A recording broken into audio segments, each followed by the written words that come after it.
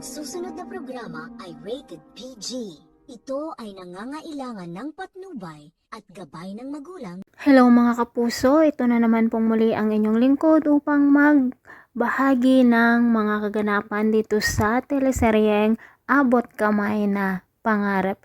Todo iwas nga po itong si Moira dito sa kanyang asawa na si Doc RJ Tanyag, dahilan nga po sa ayaw niyang sabihin kung ano ang dahilan kung bakit niya nagawang itulak sa hagdanan.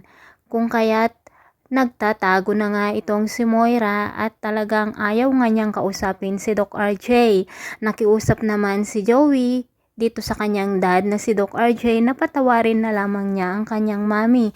Ngunit sinabi naman ni Doc RJ na ganun-ganun na lamang, napapatawarin malaki daw ang kasalanan niya dito. Oo nga naman no. At dahilan nga muntik na nga siyang namatay at hanggang ngayon ay nasa amnesia pa rin siya dahil sa kasamaan na ginawa ni Moira sa kanya.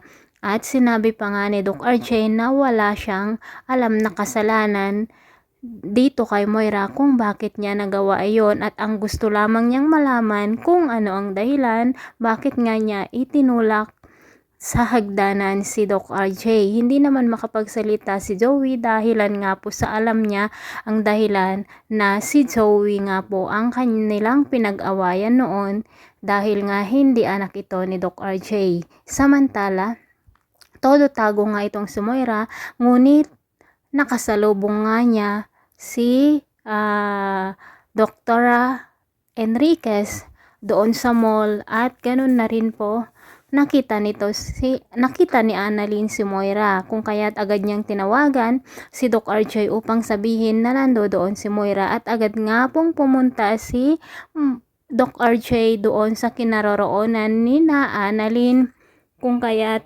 dito na nga gusto sanang umalis itong si Moira, ngunit pinigilan sila ni Doc Katie at Annalyn, at dito na nga nang muntik na nga siyang makatakas.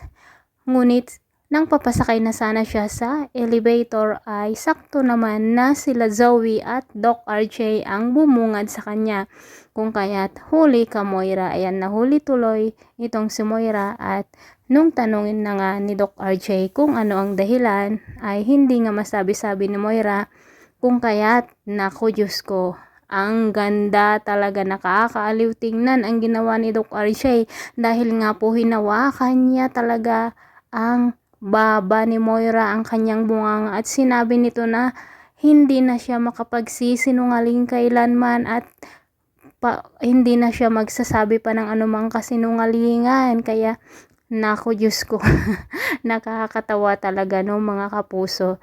So, sasabihin na kaya ni Moira ang katotohanan na si Joey nga ang dahilan kung bakit niya nagawa iyon mga kapuso?